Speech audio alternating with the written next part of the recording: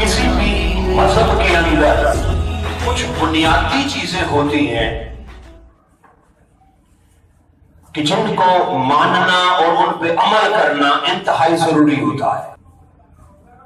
تو مذہب کے اندر اسلام شریعت مصطفیٰ ایک قانون ہے، ایک قانون ہوتا ہے، ایک عبادت ہے اور ایک دعا ہے. دعا اور عبادت بہت اہم چیزیں ہیں، اور عبادت اپنے نقطۂ کمال پہ جائے تو پھر وہ دعا ہوتی ہے. عبادت کا مقصد دعا ہے نا، عبادت کا مقصد دعا ہے. یقین ہے آقا کی حدیث پاک ہے، عبادت کا مقصد اور نچوڑ خلاصہ کیا ہے؟ دعا ہے. اب ثنا سے لے کر آپ نے سجدے تک جو کچھ کیا ہے وہ عبادت کی ہے. اور جب ساری عبادت کا مقصد اور خلاصہ اور نچوڑ کی بات آئی تو اللہ نے محمد اور اس کی آل پہ درود و سلام اور فرمایا یہ ہے وہ آخری دعا، درود ابراہیمی. اب آخر پہ دعائیں شروع ہو رہی ہیں نا، تو عبادت اپنے کمال پہ آئے. نماز کو سامنے رکھے نا، اپنے ثنا سے شروع کیا تھا نا، تو عبادت اللہ کی ساری عبادتوں سے افضل عبادت نماز، اور نماز کی انتہا ذات مصطفیٰ پہ درود و سلام. اب عبادت کا کمال سامنے آیا کہ اللہ کی عبادت کا کمال خلاصہ، یعنی ساری عبادت کا جب مقصد لینا ہو تو پھر کہتے ہیں اللہم صلی علی محمد وعلی آلہ السلام علیکم ورحمۃ اللہ. یہی کہتے ہیں. اکیلے پڑھیں یا امام کے ساتھ تو سلام پہ ہی رکھا ہے نا. اب وہ سلام حضور کی ذات پر بھی ہے، وہ سلام حضور کی آل پر بھی ہے، آپ کے آباء و اجداد پر بھی ہے، آپ کے حسن و حسین پنج تن پر بھی ہے، آپ کے اصحاب پر بھی ہے، آپ کی امت پر بھی ہے، آپ کے غلاموں عاشقوں پر بھی ہے. اور جب آپ نماز پڑھ کے سلام پھیرتے ہیں نا تو دائیں جب سلام کہتے ہو تو سارے دائیں طرف والوں پہ سلام کر رہے ہوتے ہو، اور جب بائیں سلام کرتے ہو تو سارے بائیں طرف والوں پہ سلام کر رہے ہو. سلام سے کوئی رہا تو نہیں ہے. عبادت خدا کی ہوئی ہے، سلام حضور پہ بھی ہے، آبائے مصطفیٰ پر بھی ہے، آل مصطفیٰ پر بھی ہے، اصحاب مصطفیٰ پر بھی ہے، اولیاء امت مصطفیٰ پر بھی ہے، اور غلامان مصطفیٰ پر بھی ہے.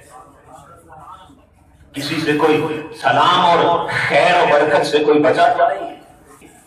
ایک عبادت ہے، عبادت مذہب میں عبادت یہ تو بنیاد ہے، بنیادی ستون. ہو مذہب اور اس میں عبادت نہ ہو وہ مذہب کیسا ہے؟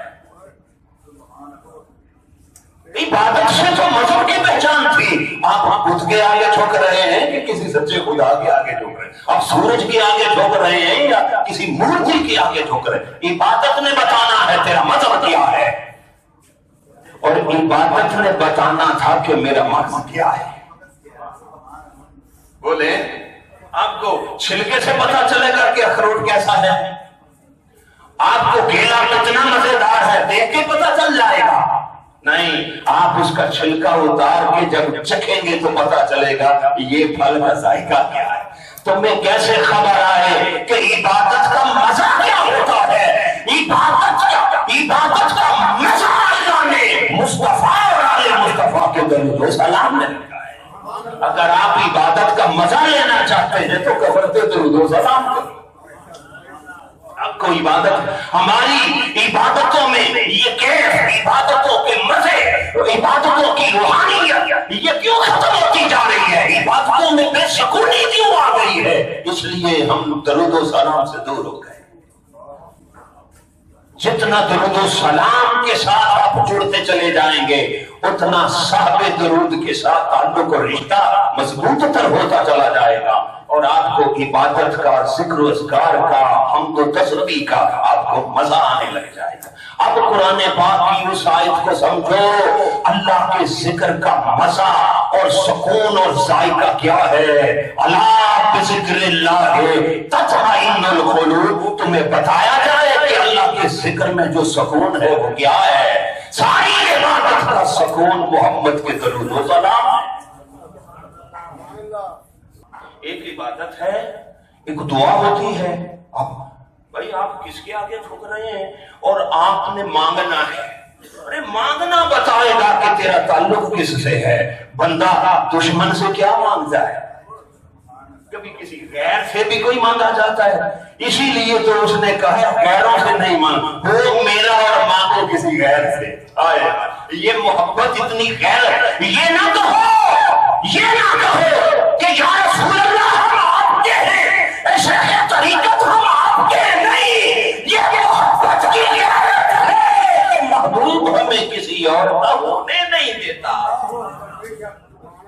یہ نہ کہو کہ ہم کسی اور کے ہوتے نہیں ہیں، نہیں، تمہاری کیا مجال ہے؟ یار کی محبت اتنی غیرت والی ہے وہ تمہیں کسی اور کا ہونے نہیں دیتی۔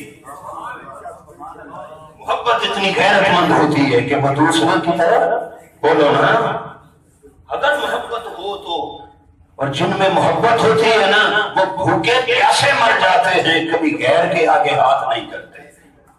پانی پانی کر گئی مجھ کو قلندر کی یہ بات، اقبال نے یہی کہا تھا، جب تو جھکا غیر کے آگے، نہ تن تیرا نہ کیا رہ گیا، تن تیرا تھا من میں کچھ اور تھا۔ نحن اقرب الیہ من حبل الورید النبی اولی بالمؤمنین من انفسہم۔ تجھے سمجھ نہیں آئی تیرا من کیا ہے؟ اگر تم من کو ہی سمجھ لے تو تجھے دین سارا ہی سمجھ آ جائے۔ تیرا من کیا ہے؟ اللہ بھی کہتا ہے میں تیری شارت سے زیادہ قریب ہوں، اور مصطفیٰ کی ذات کے لیے فرمایا وہ تیری جان سے زیادہ قریب ہے۔ اب یہ تیرا من ہو رہا ہے، اب تیرا تن تھا تو تن کو من کے آگے جھکا دینا ہی بندگی ہوتا ہے۔ تن من جھک جائے تو ساری عبادت کا خلاصہ نچوڑ اور مقصد اللہ رب العزت نے درود و سلام میں رکھا۔ ایک عبادت ہے، ایک استعانت یعنی مانگنا ہے۔ مانگتا کہاں ہے؟ بولو نا، یہ مانگنا بہت بڑا دین کا ستون واضح سورہ فاتحہ میں بتایا جا رہا ہے نا، ایاک نعبد و ایاک نستعین۔ بتا کس سے مانگتا ہے؟ یہ مانگنا تیرا تعلق بتائے گا، جس سے تیرا تعلق ہوگا۔ جب تجھے بڑی پریشانی آئے گی نا، جب بڑی مصیبت تجھ پہ ٹوٹ پڑے گی تو تو اس کی غیر کی طرف نہیں جائے گا، جو تیرا سب سے بڑا اپنا ہوگا تو اسے آواز دے گا۔ کوئی مصیبت میں جائے تو سب سے بڑھ کے کیا کہتا ہے؟ ہائے ماں، ہائے، بولو نا۔ جب کسی پہ مصیبت پڑتی ہے نا، جب جان نکلتی ہے اور مصیبت ٹوٹ پڑتی ہے، پھر سب سے پاکیزہ مخلص رشتہ، پھر ماں کا نام، یا رسول اللہ آپ تو 70 ماہوں سے زیادہ کبھی کو رحمت ہے، اللہ تو 70 ماہ باپ سے بڑھ کے رحمت اور شفقت فرمانے والا۔ ماں کا نام مصیبت کے وقت آ جائے یہ برائی نہیں ہے، بولو تو جو 70 ماں باپ سے بڑھ کے جو ہے ہی رحمت للعالمین، ساری کائنات کے لیے رحمت بن کر آئے، جن کا بہ کر ساری کائنات کے لیے رحمت ہو، تو جب پریشانی مصیبت ٹوٹ پڑتی ہے تو انسان کی زبان سے بے اختیار اپنے محبوب جس سے سب سے بڑھ کے محبت شفقت اور قربت ہوتی اسی کا نام آتا ہے نا جی۔ تو یہ استعانت رکھی ہے، دعا کرنا، مانگنا کیا ہے، دعا کیا ہے یہ بتایا۔ عبادت ایاک نعبد میں عبادت پوچھی ہے، ایاک نستعین میں دعا رکھی ہے، اور ایک دین اسلام شریعت کا قانون رکھا ہے۔ 3 چیزیں، اب یہ 3 چیزیں بتا رہی ہیں کہ تو مسلمان ہے یا کافر ہے۔ قانون کون سا مانتا ہے، عبادت کس کی کرتا ہے، اور مصیبت میں مانگتا کس ہے۔ اب عبادت الگ ہے، استعانت الگ ہے، قانون شریعت الگ ہے، توجہ ہے۔ مگر جب اللہ رب العزت نے یہ آیت مقدسہ اتار دی، ان اللہ و ملائکتہ یصلون علی النبی یا ایھا الذین آمنوا صلوا علیہ وسلموا تسلیما، یہ آیتیں اتار دی، اس آیت کا ترجمہ مفہوم بتا رہا ہے اپنے معنی کے اعتبار سے تو لوگوں یہ قانون شریعت بھی ہے، یہ عبادت اسلام بھی ہے، اور یہ دعا بھی ہے۔ درود و سلام کیا ہے؟ اب یہ سارا دین جو وہ شاعر کہتے ہیں نا، دین سارا درود کے اندر، کہتے ہیں نا جو چاہے عبادت کر لو، جو چاہے دعائیں مانگ لو، اس کو اگر پڑھ لگیں گے تو درود و سلام کے لگیں گے۔ وہ دعا، وہ ذکر، وہ عبادت، وہ تسبیح، وہ جہاں تم نے کی ہے وہی کی وہی رہی، وہ تیری ہے، تیرے پاس ہے، وہ نہیں پہنچے گی جہاں اس نے جانا ہے، جہاں اس کا اصل مقام ہے۔ عبادت کا مقام کیا ہے؟ بولیں در مولا اللہ کے حضور فرمایا جہاں کرو گے وہی رہ جائے گی، تم بھی وہی رہ جاؤ گے، تمہارا عمل بھی وہی رہ جائے گا۔ عمل فضاؤں میں معلق ہو جاتا ہے، جب عمل کے ساتھ، دعا کے ساتھ تم محمد اور اس کی آل پر درود و سلام کر لیتے ہو، پھر عمل اور دعا کو پھر لگ جاتے، جہاں اس نے جانا ہوتا ہے وہاں وہ پہنچ جاتا ہے، پھر وہ وہاں پہنچ جاتا ہے۔ اگر درود و سلام نہیں تو معلق رہے تو یہ پڑھ لگتے ہیں عبادت کو۔ کیا ہے؟ ایک درود کا ہے، ایک سلام کا ہے، اس لیے تو سلو درود والا پر ہے اور وسلمو ایک پر والی۔ ویسے میں نے کوئی جانور پرندہ دیکھا نہیں ہے کہ جو ایک ہی پر سے اڑ رہا ہو۔ اب تمہیں سمجھ آئی کہ یہ درود کیا ہے اور یہ سلام کیا ہے؟ یہی عبادت اور دعاؤں کو دو پر دیے ہیں تاکہ جب کرو اور درود و سلام کے ساتھ پر لگاؤ، پھر دیکھو یہ کیسی پرواہ۔ اور چونکہ یہ قطعی القبول رکھا ہے، یہ پر ایسے دیے ہیں کہ اب تیری عبادت اور دعا میں مصطفیٰ اور آل مصطفیٰ پہ جب درود و سلام ہو گیا ہے، جب یہ درود قبول ہے کہ جو ساتھ آ رہا ہے پھر وہ بھی قبول ہے۔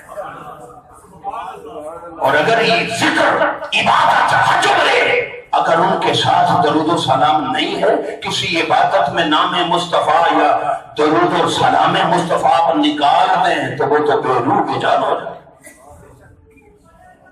جس عبادت کے قالب میں درود و سلام روح ہے، عبادت کے قالب میں، عبادت کے قالب میں، عبادت کے جسم میں کیا؟ درود و سلام روح ہے۔ اگر وہ نہیں ہے تو پھر وہ مردہ ہے، لاش ہے۔ اور اگر درود و سلام ساتھ ہے تو پھر اس میں جان ہے، ہر عمل میں جان ہے۔ اس لیے تو نماز کے آخر پر اللہ نے وہی پر رکھ دیے، السلام علیک ایھا النبی، یہ سلام کا پر لگایا ہے، اللہم صلی علی محمد وعلی آل محمد، یہ درود کا پر لگا دیا ہے۔ فرمایا اب تمہاری نماز پرواز کرے گی، اب عمل کو پرواز ملے گی۔ قانون کیا ہوتا ہے؟ طریقہ کرنے کا کیا طریقہ ہے؟ یہی قانون ہے نا کہ بھئی اس سے ہٹ کے نہیں، یہ جو میں نے قانون دے دیا ہے نا، قانون ہے، اس کو کوئی توڑ نہیں سکتا۔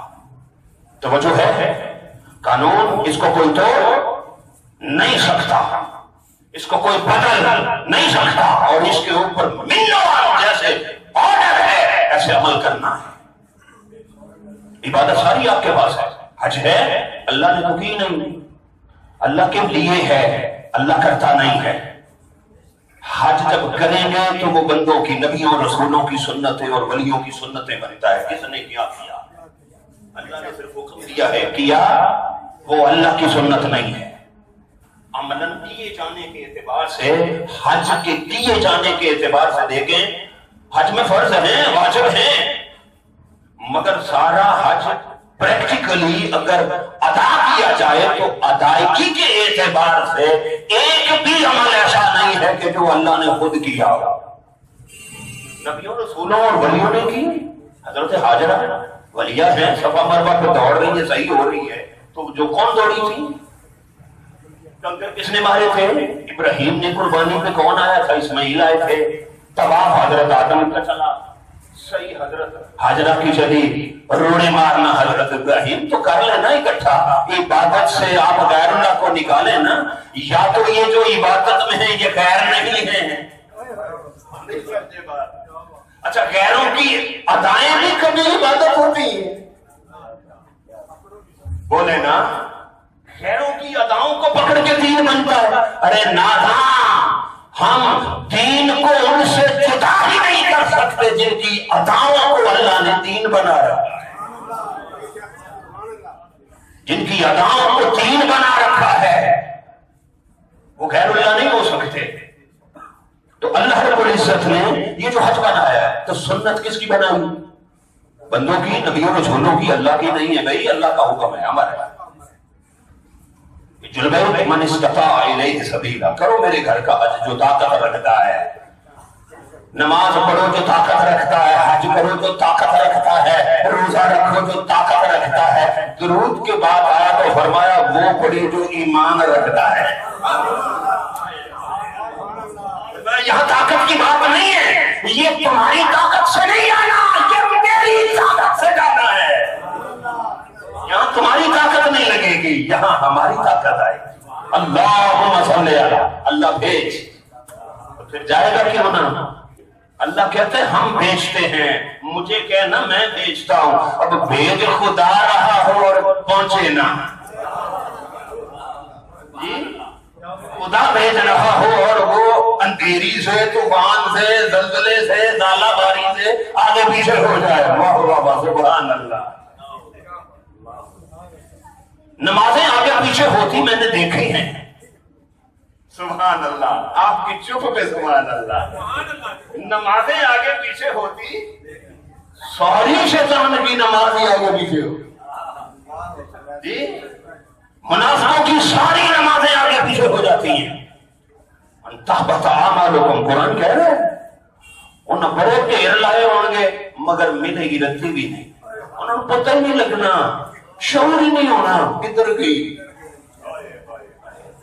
وہ گئی کدھر اور یہاں یہ وہ درود و سلام ہے تم پڑھ کے بھول گیا ہوگا وہ قیامت کے دن وہ پرچی بھی لے آئیں گے تو بھول گیا ہوگا جس پہ بھیجا تھا نا اگر یہ آگے پیچھے ہو گیا ہوتا تو وہ کیوں آتا یہ ہوائیں نہیں لے کے جاتی اسے تو نہیں پہنچا رہا ہوتا اس عبادت کے پر کچھ اور ہوتے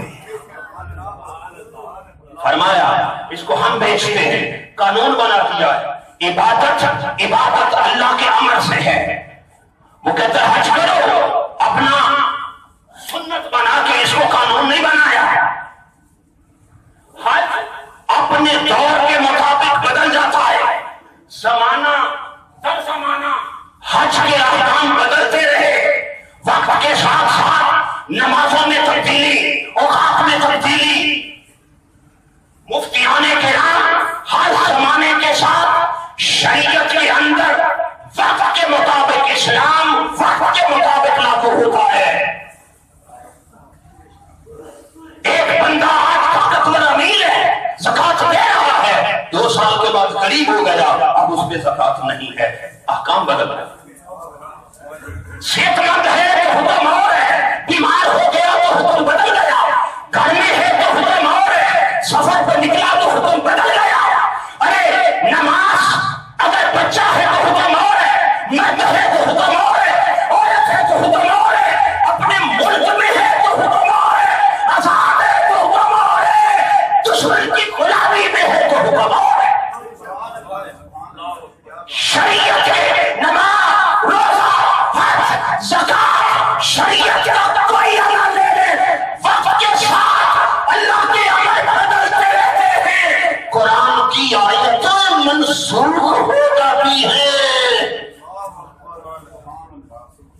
اللہ کی قرآن کی آیتیں منسوخ ہو گئی اس لیے کہ ہر عبادت کیے جانے کے اعتبار سے نبی کی سنت ہے آپ سمجھ آتی ہے ہر عبادت کیے جانے کے اعتبار سے کس کی سنت تھی وہ قانون کس نے دیا تھا کہ ایسے کرنا ہے ایسے کرنا ہے یہ جو سنت تھی یہ کس کی تھی؟